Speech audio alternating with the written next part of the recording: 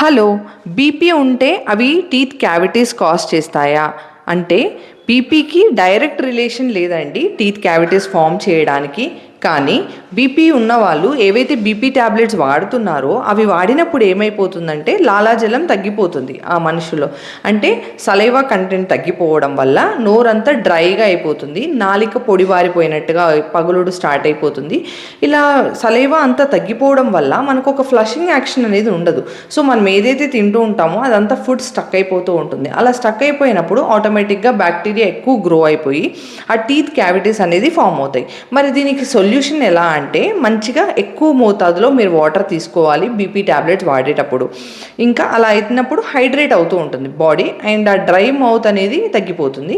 ఇంకా మంచి పీచు పదార్థము, పండ్లు ఇలాంటివి తీసుకుంటూ ఉంటే ఆ డ్రై మౌత్ కండిషన్ అనేది చాలా వరకు తగ్గి క్యావిటీస్ ఫామ్ అవ్వకుండా హెల్ప్ చేస్తుంది. Thank you.